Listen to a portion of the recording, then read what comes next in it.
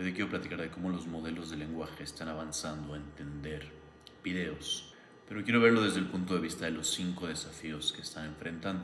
Gran parte de nuestra inteligencia está hecha para operar en este mundo visual y esto hace que sea la parte de video muy importante como primer paso a la robótica. Seguramente ya has visto todo el progreso que ha habido en temas generativos, pero curiosamente en este caso es el opuesto. En cuestión de entendimiento estamos un poquito más atrasados y no es tan sencillo llegar a entender el video. El primer desafío es por lo pesados que son en cuestión de información, lo grandes que son en cuestión de información. Si lo comparamos con un texto o lo comparamos con imágenes, el video tiene mucha más información. Por ejemplo, un video tiene 720 imágenes por segundo y una imagen es 400 veces más pesada que un texto. Entonces podemos empezar a notar la cantidad de poder computacional que requerimos para poder procesar video. Y esto hace que no sea posible ver el video de principio a fin. No podemos, porque para ello tendríamos que poner a un modelo de visión lenguaje a ver cada uno de los 720 imágenes por segundo y simplemente no es factible en términos computacionales. Además de que en cuestión de memoria, es decir, retener toda la información que está ocurriendo en eso, se vuelve muy complejo. Entonces, por ello es que se utiliza el sampleo, en el sentido que, por ejemplo, dicen de cada minuto vamos a tomar 3 imágenes y de esta forma ir obteniendo una idea general de lo que ocurre en el video. Por supuesto, hay técnicas que mejoran este proceso, primero, por ejemplo, identificando cuáles son los momentos claves, por ejemplo, en qué momentos hay mayor transición en cuestión de color. Y una estrategia que hacen es que una vez que tienen estas escenas clave o estas imágenes clave del video, las guardan en una base de datos para que después de un primer preprocesamiento puedan utilizarlo para entender el video en su totalidad o en momentos específicos. El segundo desafío que encontramos con video es que se requiere tener una secuencia de lo que ocurre a través de trama, a través de acciones, a través de personajes. No es simplemente como entender los momentos en isolación y es muy parecido a lo que ocurrió en el texto. Los textos en lenguaje humano tuvimos muchos problemas en entender lo que ocurría en un texto. Pasó más o menos 10 años después de que logramos entender lo que pasaba en las imágenes, porque los textos tenían una cualidad que hacía difícil reutilizar lo que había pasado, por ejemplo, 1 o 2 oraciones antes, un párrafo antes, o simplemente temas de conocimiento general para tener el contexto dentro del texto. Por ejemplo, cuando utilizamos pronombres, cuando utilizamos pronombres, estamos básicamente reduciendo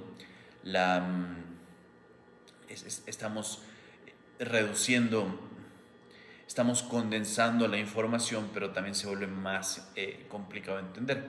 Y no fue sino hasta que se creó la arquitectura de Transformer, en donde descubrimos este proceso paralelo que permitió entender, que permitió paralelizar el proceso y entrenar los modelos con el poder computacional que requeríamos. Es muy posible que algo similar tenga que ocurrir en video. Ahorita lo que ocurre es que nos tenemos que apoyar de otros temas, como por ejemplo, ahorita lo que ocurre es, lo primero es describir la imagen y a través de esta descripción de imágenes ir creando una posible secuencia. Quizá podemos añadir, quizá podemos suplementar el contenido con temas, por ejemplo, de audio para tener un mayor contexto de lo que está pasando, pero en sí todavía el cómo llevar a cabo esa transición es muy complicado y quizá ese es uno de los principales problemas, que todavía no tenemos modelos de video en sí, no tenemos modelos que hayan sido entrenados en video, tenemos modelos de visión, es decir, de imágenes que han sido entrenados para entender imágenes. Pero uno de los desafíos que enfrentamos es que necesitamos videos que logren de alguna forma simplificar lo que está ocurriendo en cierto video, enfocarse en las escenas claves y llevar un proceso de identificación o un proceso de secuencia para entender cómo están describiéndose las diferentes acciones. De tal forma que cuando hay una persona que está haciendo un gesto con las manos, no solamente interpreten los momentos estáticos que ocurren, sino también el movimiento en su totalidad. Entonces, ese quizás sea el desafío más grande. El tercer desafío que enfrentamos es la integración de la información multimodal, es decir, audio y video. Y no solamente integrarlos, sino integrarlos cronológicamente. El problema aquí es que ocurren de forma separada, el procesamiento ocurre de forma separada. Entonces, por ejemplo, si hacemos un sampleo de imágenes, ¿cómo logramos identificar exactamente qué imagen pertenece a qué audio? Y cómo, sobre todo, cómo crear una confluencia de información entre los dos, es decir, cómo añadir lo que está aportando el tema visual, añadir a lo que está aportando el audio, y más importante aún, qué hacer en caso de contradicciones, cuál favorecer. Entonces, una de las alternativas es crear modelos sobre los modelos independientes, es decir, modelos multimodales que logren captar este tema multimodal, pero hasta el momento tampoco los tenemos. Entonces, no solamente necesitamos un modelo de visión, también necesitamos un modelo multimodal que logre incorporar el audio con el video. Y otra cosa bien compleja, que lo he explicado bastante en videos anteriores, es el tema de la información.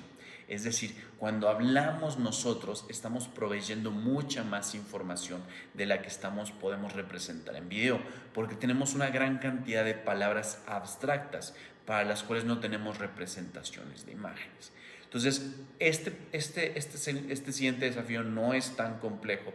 Podemos llegar a pensar que es ligeramente similar, incluso podría ser un proceso de entrenamiento en el sentido que utilizamos el audio para describir el video y el video para describir el audio, y de esta forma ir empezando a generar un modelo que se vaya entrenando tal como lo hemos hecho con los modelos de visión y lenguaje.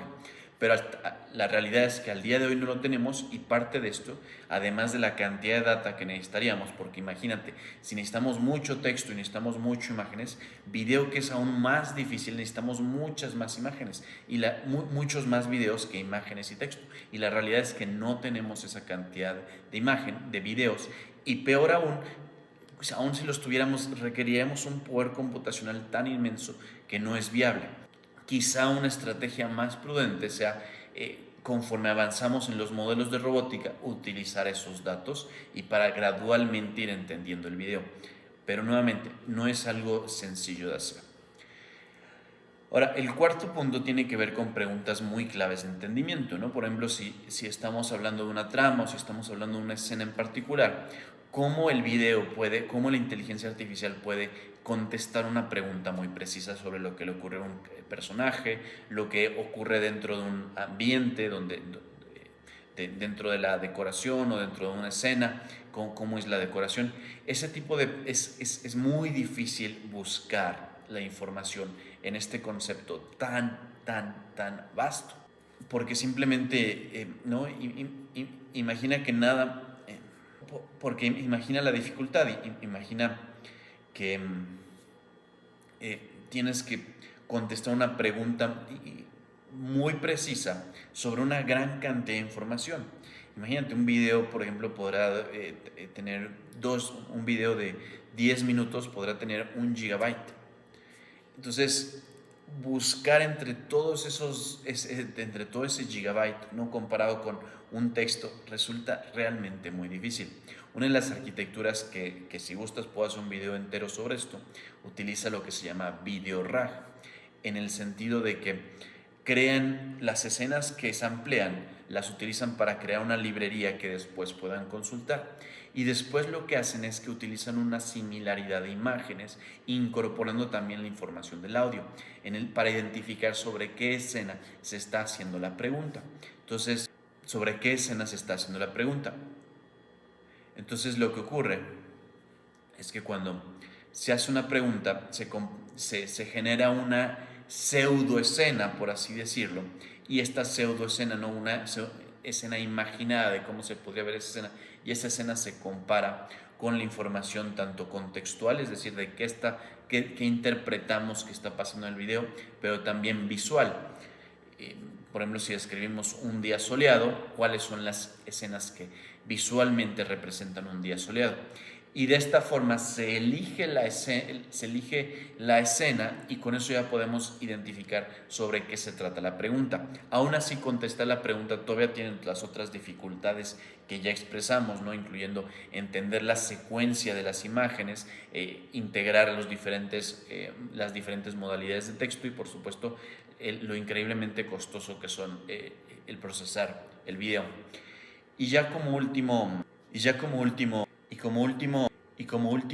desafío, te menciono los desafíos de los modelos de visión. Entonces, los modelos, gran parte de las arquitecturas de entendimiento de video están basados en modelos de visión. Como saben, los modelos de visión tienen dos principales funcionalidades. La primera es generativa y la segunda es de entendimiento. Y la de entendimiento se utiliza mucho a través del entrenamiento, de que logren describir cierta imagen o lo contrario, que logren generar una imagen a partir de cierta descripción. Esos son los modelos de visión, pero los modelos de visión son generativos.